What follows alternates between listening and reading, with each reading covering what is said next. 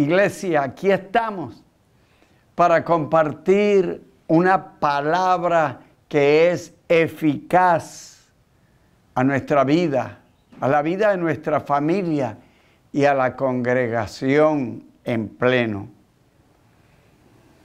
Los evangelios nos muestran ese diario vivir del Señor Jesús y dentro de él, el diario vivir, queremos hacer énfasis en el sentido de que cada vez que él estaba exponiendo las enseñanzas, ya fuese en la sinagoga, en cualquier lugar, allí estaban la casta religiosa, la casta política, etcétera, de los judíos, siempre para llevarle la contraria. Y es más, haciéndole preguntas capciosas, de tal manera de encontrarle errores para poderlo acusar y poderlo matar o encarcelar. Es así como en este momento quiero referirme a lo que pasó con los fariseos en el libro de Lucas, capítulo 17, cuando ellos le hacen una pregunta muy puntual para ellos y bueno, para nosotros. Y le dicen, le preguntan acerca del reino de los cielos, ¿cuándo sería establecido? Porque déjeme decirle, no solamente los fariseos, los saduceos, sino todos los judíos esperaban que Dios estableciera un reino, incluso yo creo que mejor que aquel reino que habían tenido mucho tiempo atrás con David y Salomón. Pero ellos esperaban que ese reino fuera de esa magnitud, solamente material. Un reino en el cual hubiese o tuviese el pueblo judío dominio político, dominio religioso, dominio económico en esa región o en el mundo conocido de allá del oriente, vamos a decirlo. Bien, a Jesús le hacen esa pregunta y Jesús la responde. En una sola respuesta le mete 2 puntos. Quiero manifestarlos como lo dice la Biblia. El Señor les respondió, el reino de Dios no vendrá con advertencia. El reino de Dios no vendrá con advertencia. Y además les dijo, es que entre vosotros está el reino de Dios. ¿Qué quiso decir ahí en la última frase? Él quiso decirle, yo soy el que estoy ahora como rey y haciendo una conquista para el reino de Dios aquí en la tierra. Ellos no lo entendieron. Y bueno, yo sé que muy pocos, muchísimos pocos lo entendieron, incluidos los discípulos. Pero una vez llegados al lugar donde ellos pasaban su intimidad, descansaban, el Señor les enseñaba y ellos tenían la oportunidad de hacerle las preguntas que durante el día no pudieron ellos interpretar las respuestas que el Señor Jesús le daba al pueblo judío. Y en esta ocasión tenemos la respuesta en el libro de Lucas, capítulo 17, versículo 22. Y dije, en ese lugar íntimo, entonces Jesús se reúne con sus discípulos y les dice, tiempo vendrá cuando desearéis ver uno de los días del Hijo del Hombre y no lo veréis. Y el 23, y os dirán, helo aquí o helo allí, no vayáis ni los sigáis. 24 de Lucas 17, porque como el relámpago que al fulgurar resplandece desde un extremo del cielo hasta el otro, así también será el Hijo del Hombre en su día, le hace en su venida. 25, pero primero es necesario que padezca mucho y sea desechado por esta generación. El siguiente dice, como fue en los días de Noé, así también será en los días del Hijo del Hombre. Ellos comían, bebían, se casaban y se daban en casamiento hasta el día en que entró Noé en el arca y vino el diluvio y los destruyó a todos. Asimismo, como sucedió también en los días de Lot, la gente comía, bebía, compraban, vendían, plantaban, edificaban. Mas el día en que Lot salió de Sodoma, llovió del cielo fuego y azufre y los destruyó a todos. Así será el día en que el Hijo del Hombre se manifieste, o regrese, o venga otra vez. ¡Qué bueno! En esa porción que hemos leído, podemos distinguir unos 4, 5 puntos. En primer lugar, él habló a los discípulos. En segundo lugar, él les dijo, ustedes algún día añorarán un día de estos, de los que hemos estado juntos. En tercer lugar, les dijo, no se dejen engañar, no se dejen distraer, no se dejen echar mentira. Y el siguiente punto, habló de lo que él iba a padecer.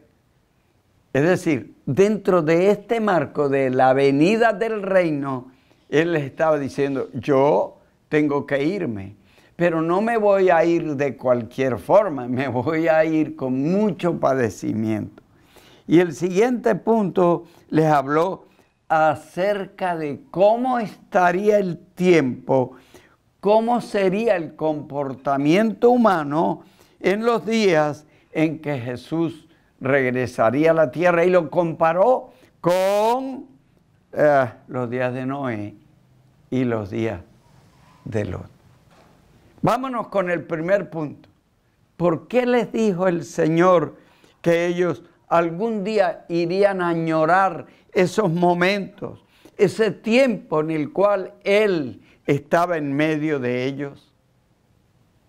Pues es obvio para nosotros, pero vamos a recordarlo el por qué. Déjeme comentarle, ese grupo de los discípulos, mejor ya, de los apóstoles, porque allí él distinguió entre discípulos y apóstoles. Veamos que, ¿quién es un discípulo? Un discípulo es aquel que sigue a pie junto a su maestro. En esas épocas antiguas habían maestros que establecían filosofías, establecían escuelas filosóficas, escuelas de toda clase de pensamiento. Jesús viene a establecer un nuevo pensamiento y Jesús es el maestro y ellos son sus discípulos. Ahora bien, cuando esta porción empieza y Jesús habló a los discípulos, les habló a los 12, esos 12 que él había visto durante el transcurso de algún tiempo, que habían sido con él de una forma muy comprometidos. Él, dentro de esa cantidad de gente que le seguía, porque eso lo encontramos allí escrito, él escogió 12, escogió. Y cuando a uno lo escogen, es porque le hacen una evaluación de cómo ha sido el comportamiento. Lo han estado vigilando. Si en tu empresa te van a ascender, es porque lo mereces. Ya te han vigilado, han visto el trabajo, etc. Para acceder a un puesto en una empresa, lo primero que te piden es la hoja de vida. Y allí te hacen un mapeo muy elemental, pero te escogen de pronto dentro de varias hojas de vida. Y luego, por lo regular, las empresas se toman unos 3 meses, 4 meses para probar si la persona de verdad es comprometida, es eficiente, es oportuna para las cosas. Bien, Jesús está hablando con sus discípulos y les está diciendo, vendrán días cuando ustedes querrán tener, o mejor, querrán tenerme aquí al lado como estoy con ustedes. Pero ahí en ese versículo dice, pero no me verán. Veamos entonces cuál era la comodidad que tenían los discípulos, que ya eran apóstoles, que estaban conformándose como apóstol. Y apóstol es aquel que hace, que va, que viene, etcétera, dentro del reino. La Biblia nos muestra uno de los aspectos fundamentales en nuestras necesidades como humanos. Mateo capítulo 8, versículos 14 y 15, dice lo siguiente. Vino Jesús a la casa de Pedro y vio a la suegra de Pedro que estaba postrada en cama con fiebre. Y tocó su mano. Y ella inmediatamente se levantó porque la fiebre se fue. Y empezó a servirles. Yo no sé si fue una oportunidad que Cristo llegó. A mí me parece, y parece es extrabíblico. Yo creo que Pedro tuvo noticias de que su suegra andaba mal. Claro, me imagino que la esposa de Pedro le mandó decir, mira que mi mamá está muy mal, tiene no sé cuántos días postrada en cama con una fiebre. Para que una fiebre lo tumbe a uno, lo eche en cama, tiene que ser una infección, tiene que ser una cosa fuerte. Cualquier fiebre no da para que uno coja la cama. Dice que estaba postrada. Y Jesús llega, la toca y listo. Ahora, tampoco recuerdo haber leído en la Biblia que los otros discípulos y apóstoles o apóstoles ya le hubiesen dicho al Señor, Señor, mi papá está mal, ¿por qué no vamos a la casa? Pero estoy por decirles, hermanos, que eso ocasionalmente pudo haberse sucedido. Eran 12 y los 12 tenían familias. Registra la Biblia que solo Pedro era el casado, pero habían familias, había papá, había mamá, habían hermanos, etcétera. Y ellos estaban, los discípulos, estos discípulos apóstoles, ya estaban tiempo completo con el Señor. Les pagaba el Señor. No creo. Pero cualquier necesidad que ellos tenían, el Señor la suplía.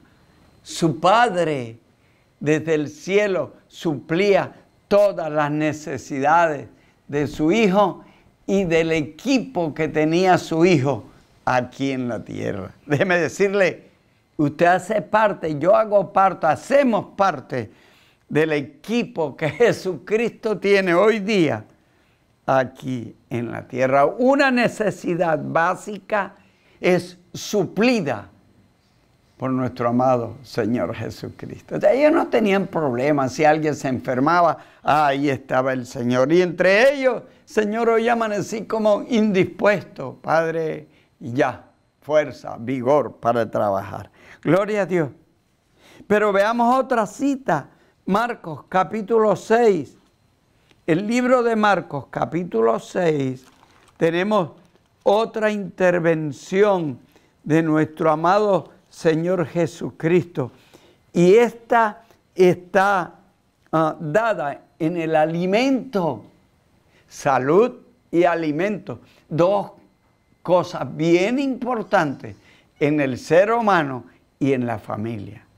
Dice la Biblia en Marcos, capítulo 6, del 34 en adelante, me voy a permitir leerlo para tener énfasis en todo el asunto.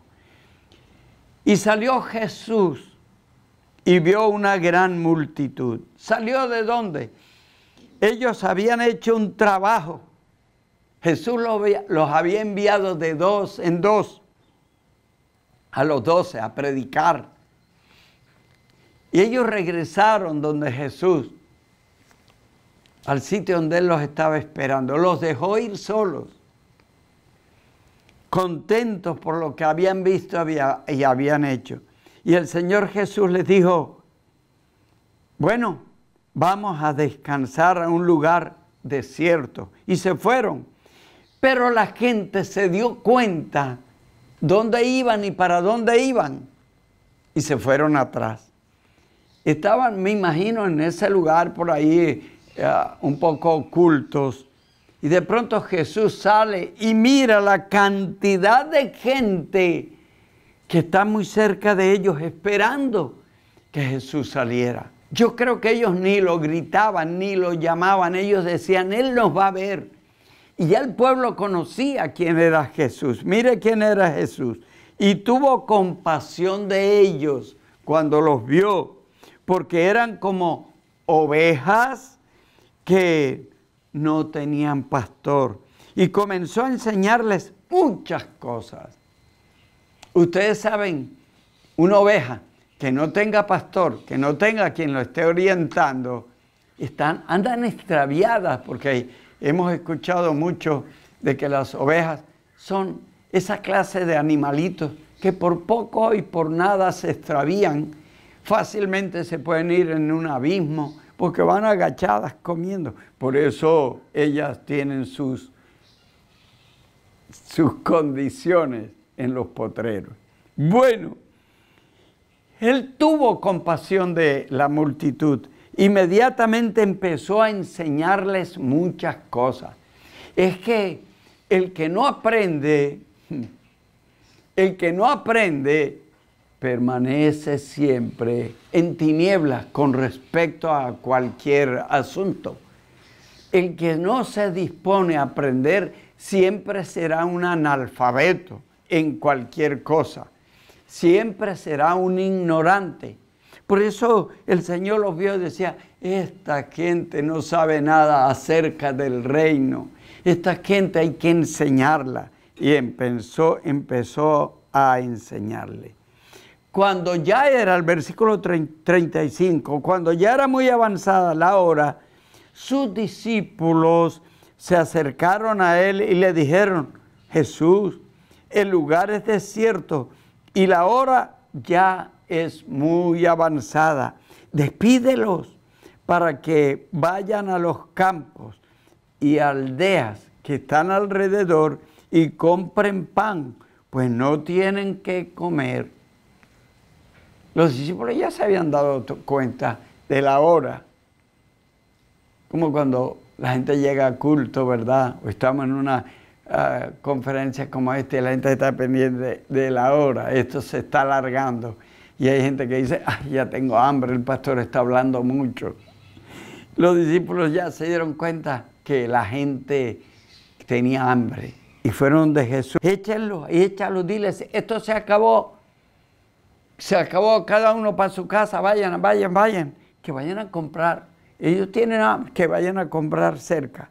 Y la gran respuesta del Señor es, denle ustedes de comer. Ellos le dijeron, ¿qué? Mire, que vayamos y compremos pan. Aquí hay que gastar más de 200 denarios y les demos de comer. Jesús, ¿cómo se te ocurre? Uno, hay que rebuscar la cuenta de Judas para ver si ha dejado algo, para ver si podemos alcanzar a tener 200 denarios. Otro es que nosotros, ¿dónde vamos a comprar esa cantidad de pan? Las aldeas no tienen esa panadería, esa capacidad, la provisión. No podemos, Jesús. Y Él les dijo, ¿cuántos peces tienen? ¿Cuántos panes hay? Ellos como que se quedaron así sorprendidos. Anda, Señor Jesús ya va a quitarnos la comida de esta noche, pues. Y Él les dijo, vayan, desen cuenta qué hay. Y regresaron y le dijeron, hay 5 panes y 2 peces. Y Él les dijo, bueno, hagamos una cosa, manden a recostar a todo el mundo de grupos, ahí en las hierbas, de grupos de 50 y grupos de 100.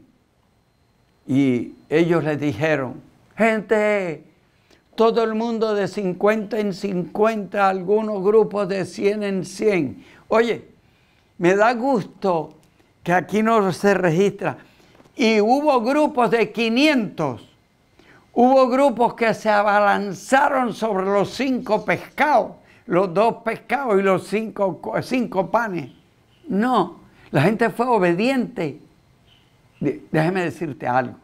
Cuando la presencia del Señor está en medio de nosotros, el más rebelde entra a obediencia.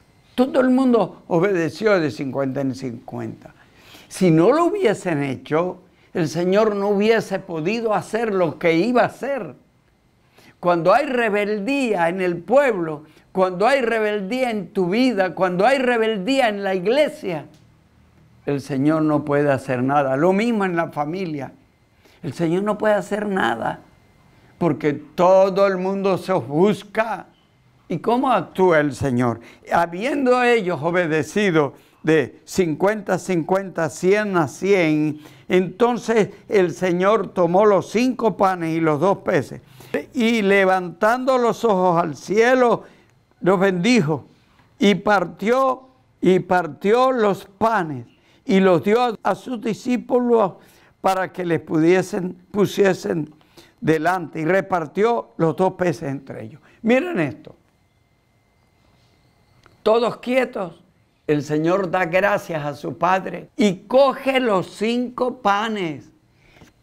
No estaban los panes una cantidad. Cuando el Señor bendijo los panes no se multiplicaron. Él cogió los panes, eran 12 discípulos, servidores, iban a servir y Él cogió pan, un pedazo para ti, otro pedazo para ti, otro pedazo. ¿Cuántos panes eran? 5, entre 12, 5 entre 12, de a punto no sé cómo, y otro pedazo para ti. Repartió todos los panes, cada uno un pedacito a los discípulos. Y luego cogió los peces. Los peces sí, verdad que tocó de espina a espina, porque los peces apenas eran 2 y eran 12 discípulos. Escuche esto. Y los discípulos, me imagino, cómo irían de triste y a la vez algunos burlones como Judas. Ay, ¿qué vamos a hacer con este pedacito? Pero los discípulos también obedecieron. Los discípulos no dijeron, ¿qué voy a hacer yo el ridículo aquí? Llegar ante estos 50 primero con este pedacito de pan y entregarle al uno y partir. Mejor dicho, como en la Santa Cena. Pero lo hicieron. Le creyeron a Jesús. ¿Sabes por qué le creyeron? porque habían caminado con Jesús. ¿Y sabes qué habían hecho en el caminar con Jesús? Habían aprendido, habían visto que el Señor no echa mentira, que el Señor lo que dice lo cumple. Y para mirar cómo terminó este evento, dice, y comieron todos y se saciaron. Cuando la persona queda saciada es porque ya no quiere más. Si quiere más, pide. ¡Wow! Es decir, con el pedacito que cogió cada persona, pedacitico que cogió cada persona, quedó saciado de tal forma que no había oportunidad, no tenía el que, no quería más. Usted me está escuchando. Dice que quedaron saciados.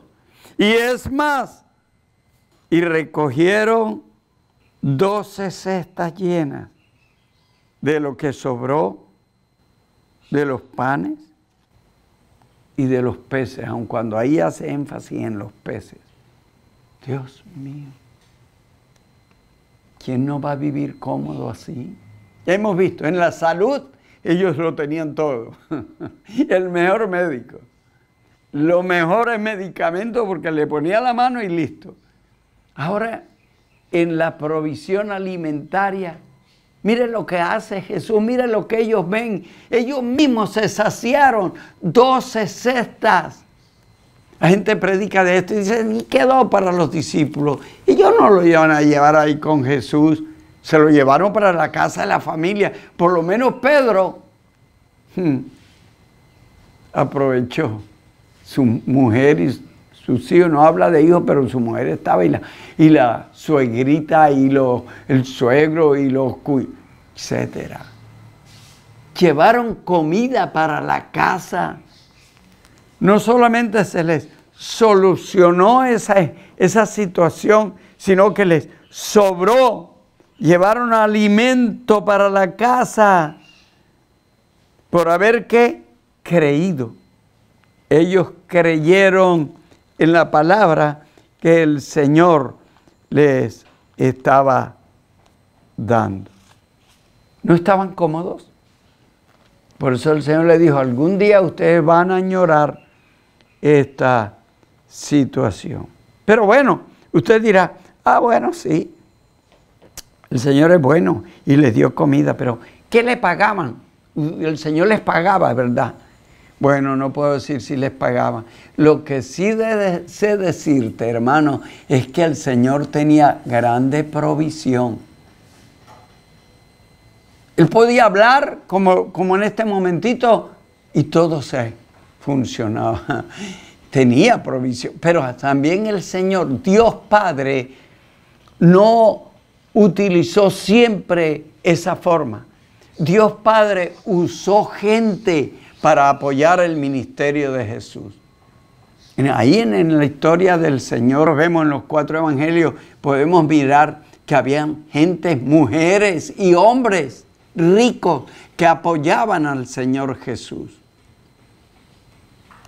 Porque el Padre del cielo también quería enseñarnos que nosotros los humanos debemos apoyar el ministerio del Señor Jesús. Si quieren nombres, hay nombres. José de Arimatea, dice la Biblia, era un hombre rico. ¿Usted cree que si José de Arimatea fue a bajar a Jesús y a meterlo en un sepulcro nuevo que quizás lo había mandado a hacer para él y meter al Señor Jesús, era porque José de Arimatea tenía en alta estima al Señor Jesús? Y tenía en alta estima su ministerio. Y desde el momento en que es registrado ese nombre en la Biblia, es porque fue fundamental en ese ministerio y está registrado. Nicodemo, ¿ustedes recuerdan a Nicodemo? Era otro seguidor de Jesús, miembro del Sanedrín, de gente de la Jai, del pueblo judío. ¿Ustedes qué creen? Si seguían al Señor Jesús, lo apoyaban. Pues ellos decían, no podemos salirnos de aquí, irnos. Amados míos, hay mucha gente que el Señor usa en la parte económica para apoyar el ministerio del Señor Jesucristo, para apoyar el reino de hoy, la iglesia. A veces piensan que los diezmos, que las ofrendas, y hasta los mismos cristianos tienen de pronto tenemos que pagar el diezmo, tenemos que llevar diezmo. No, es una bendición el diezmar y el ofrendar, porque quien lo hace, está apoyando el ministerio, el reino que les fue oculto a los fariseos. En la pregunta, hoy es totalmente advertido, totalmente visto la iglesia de Cristo. Pero bien, sigamos con la provisión del Señor Jesús para los apóstoles. Dijimos, vamos a mirar qué pasa con el dinero que se necesita. Mateo capítulo 17, versículo 24. Mire lo que dice. Esto me gusta. Cuando llegaron a Capernaum, venían de paso, y una de las metas, llegar a Capernaum, una de las grandes ciudades. Vinieron a Pedro los que cobran las 2 dracmas, dinero de esa época, y le dijeron, oye Pedro, el maestro tuyo no paga las 2 dracmas que le corresponde. Y Pedro, como siempre, chévere, dijo, sí, claro, él las paga. Y entonces yo me doy cuenta que Pedro no tenía plata. O de pronto tenía plata y era cují. No creo que era muy cují. Pero él inmediatamente, sí, mi maestro lo paga. Además, mi maestro tiene un grupo y llegamos al templo. Él debe, él quiere, yo sé que él lo va a hacer. Ya vengo. Y cuando Pedro entró donde estaba Jesús, Jesús es quien le habla.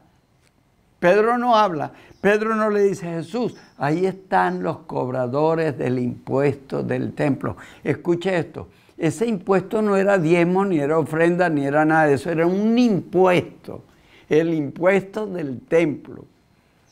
Pedro no le dice nada a Jesús, él entra y el Señor es quien lo sorprende. Le dice, oye Pedro, ¿qué te parece? Los reyes de la tierra, ¿de quiénes cobran los tributos o los impuestos? ¿De sus hijos o de los extraños?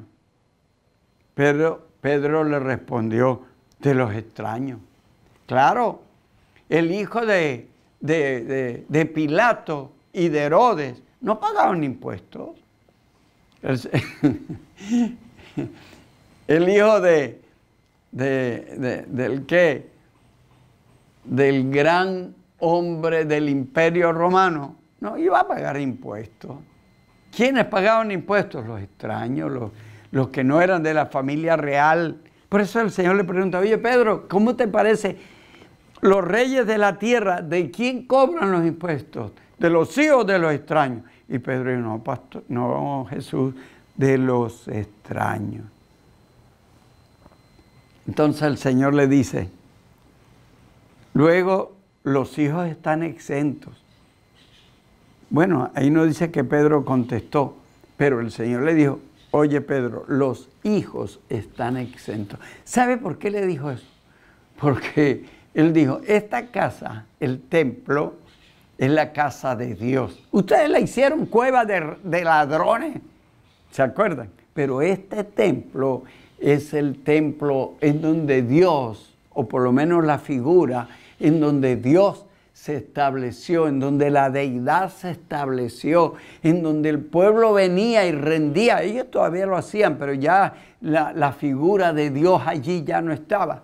En donde el pueblo venía y le rendía el culto a Dios. Esta es la casa de Dios y yo soy hijo de Dios. Él les está diciendo todo eso. Los hijos están exentos.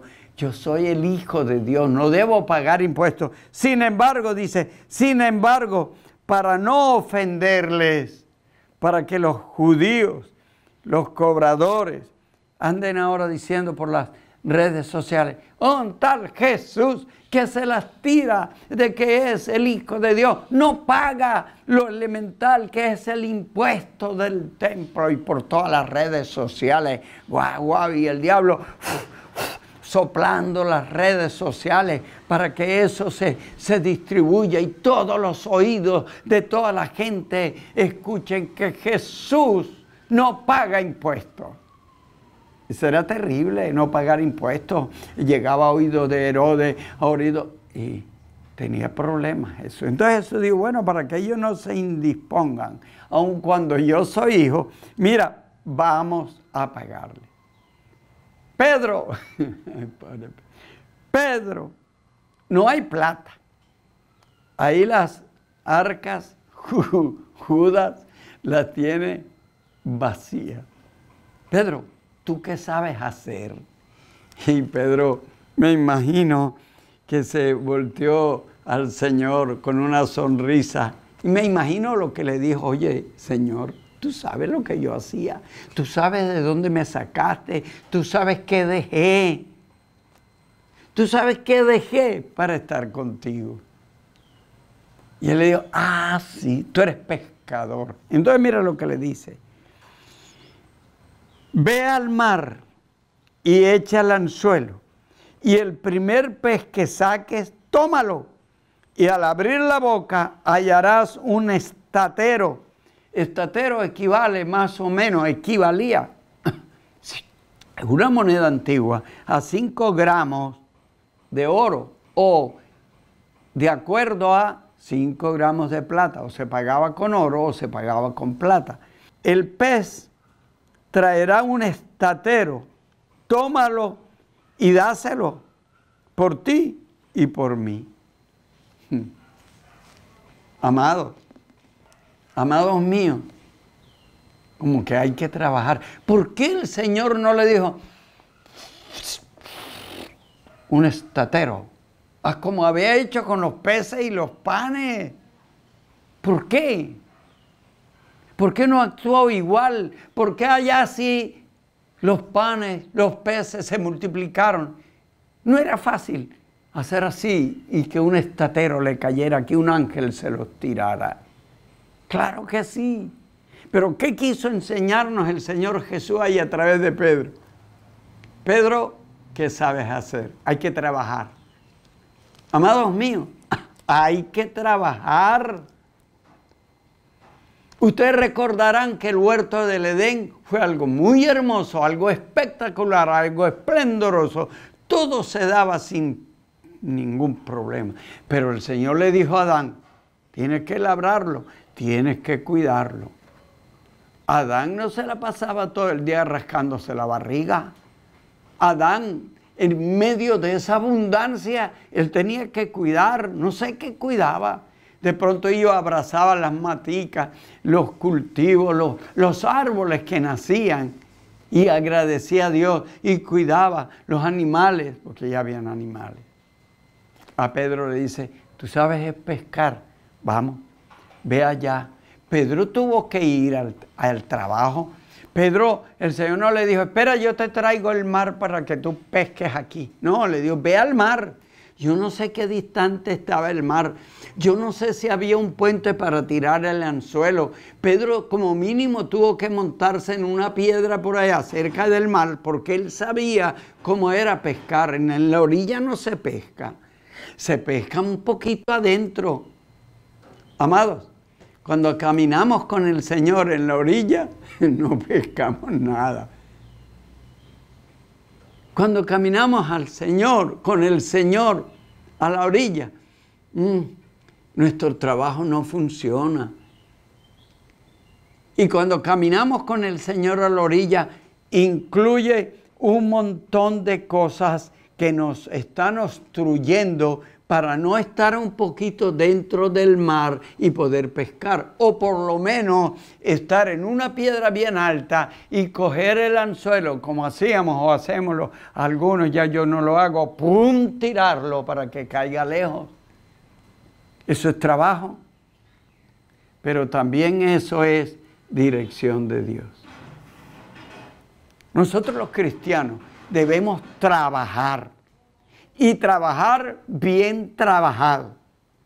Es decir, que nuestro trabajo se vea, no por como que ahí está el jefe. No, si el jefe no está, yo tengo una responsabilidad, siempre lo hemos predicado, con el trabajo.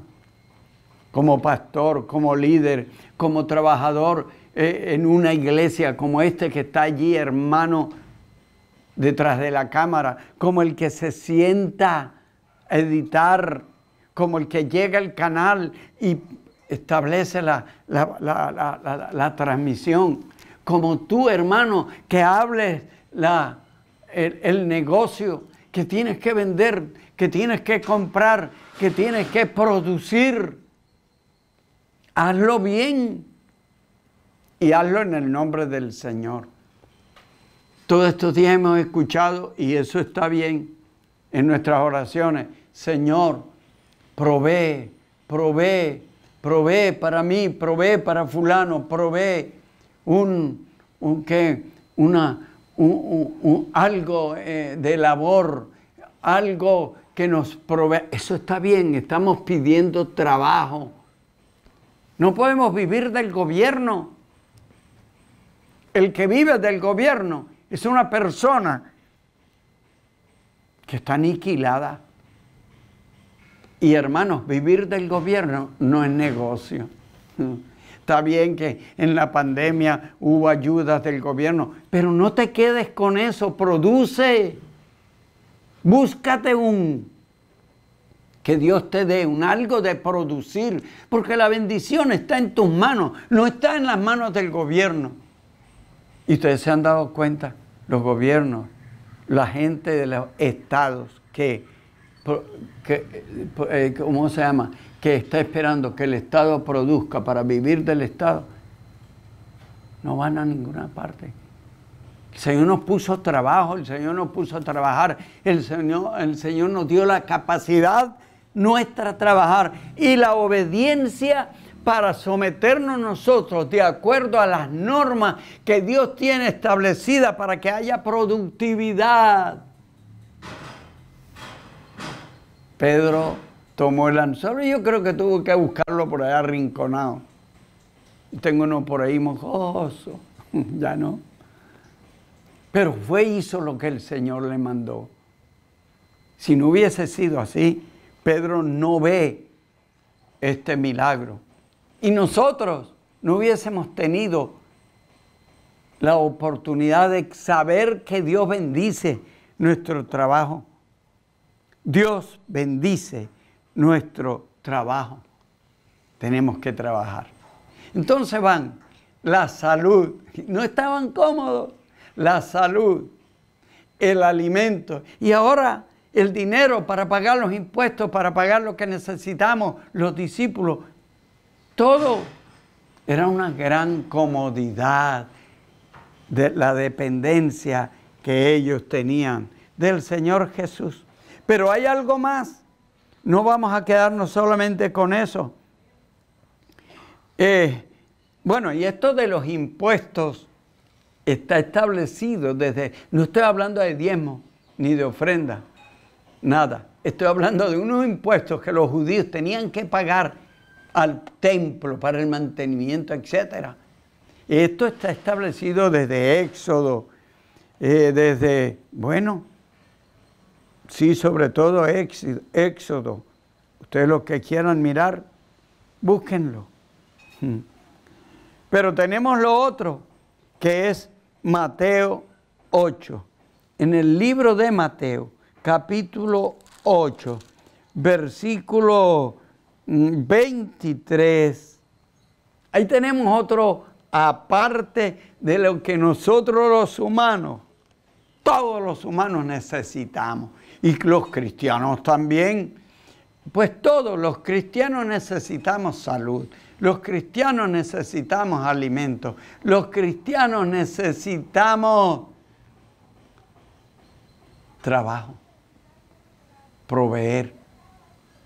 Los cristianos necesitamos crecer también en la productividad. Pero hay otro aspecto que el ser humano lo necesita, incluyéndonos. Dice, y estando él en la barca, sus discípulos le siguieron. Y he aquí que se levantó en el mar una tempestad tan grande que las olas cubrían la barca, pero él dormía. Y vinieron sus discípulos y le despertaron. Señor, sálvanos, vamos a perecer. Él les dijo, ¿por qué teméis, hombres de poca fe? Entonces levantándose, reprendió a los vientos y el mar se hizo gran bonanza. No estaban bien los discípulos, no estaban cómodos. Jesús estaba durmiendo. Las olas del mar, amados, eso es terrible, que uno vaya en el mar, iban en el mar de Galilea, y se levante una tempestad.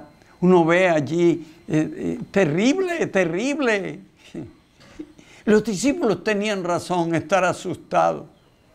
A ellos se les olvidó que el Señor hacía milagros y les había dicho, hagan. Sino que recurrieron, fueron en carrera donde el Señor a decirle, Señor. El Señor hasta cierto punto les da un regaño. Hombres de poca fe, ¿por qué no le han hablado a esa tempestad? O sea, el Señor tiene para cada uno de nosotros protección, mis amados. Y ustedes lo saben, y ustedes lo conocen.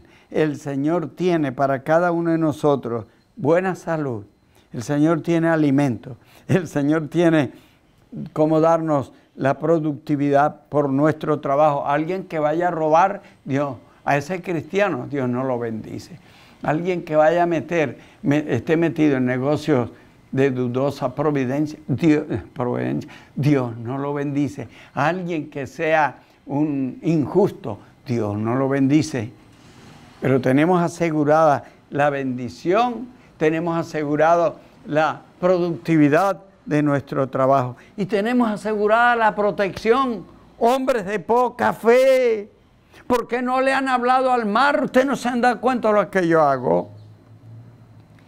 Y él les había dicho y siempre les estaba diciendo, así como yo hago, así como yo hago, en mi nombre sanarán enfermos, en mi nombre echarán fuera demonios, etcétera, etcétera. En el nombre de Jesús tenemos victoria. Entonces son 5 puntos. Primero, el Señor está hablando con los discípulos. Tú eres un discípulo. Si tú no eres un discípulo, esto no es para ti. Esto es para los discípulos, para los que estamos aprendiendo y los que estamos matriculados con Él, para los que le seguimos. Amén. No para los perfectos, para los que nos estamos en Cristo perfeccionando, porque perfectos no hay. Para los que estamos en Cristo perfeccionándonos. Hermanos míos, pero Él le dice, vienen días cuando la persecución será tan cruel que ustedes recordarán esta comodidad en que están ahora. Ustedes añorarán estos días. Y para cerrar ese episodio con los discípulos, ustedes recordarán cada uno de ellos cómo murió. Hubo mucha persecución contra ellos, etc. Fueron masacrados, ¿Por qué? Porque todo el que se mete a abrir camino es duro. Los discípulos abrieron camino en este mundo de las tinieblas, introdujeron para la gloria de Dios el camino del bien y eso les costó sangre. Y Dios lo permitió para que aprendiéramos que estamos en guerra espiritual. Y después, poco a poco, bueno, toda la iglesia ha tenido también muchas persecuciones en todas las épocas y en todos los lugares se puede decir. Hoy día los lugares, yo creo, en donde hay más persecución así visible es el Oriente. Pero no podemos desconocer que en Europa, que en África, que aquí en América, que aquí en nuestro país hay persecución contra cristianos. Cuando leímos esta porción, les dije que podíamos mirar 5 aspectos, 5 tópicos que están allí bien importantes. Solamente tenemos uno. Lo concluiremos estas enseñanzas en los próximos días. Quiero orar por las personas que hoy el Señor les ha puesto a mirar esta transmisión, esta palabra, y ha llegado a sus corazones y quieren aceptar al Señor. Diga conmigo, amado Jesucristo, estoy delante de ti, reconociendo que soy pecador y aceptando que tú eres el Señor que me puedes perdonar y quitar esta carga que siempre tengo en mi vida. Por lo tanto, te suplico el perdón de mis pecados. Te acepto como mi Señor y Salvador. Escribe mi nombre en tu libro y ayúdame, séllame con el Espíritu Santo para ser ese hijo tuyo que pueda llegar a la eternidad, al reino contigo. Amén. Si usted hizo esa oración, allí en la pantalla están saliendo los teléfonos con los cuales nos puede contactar. Bendiciones.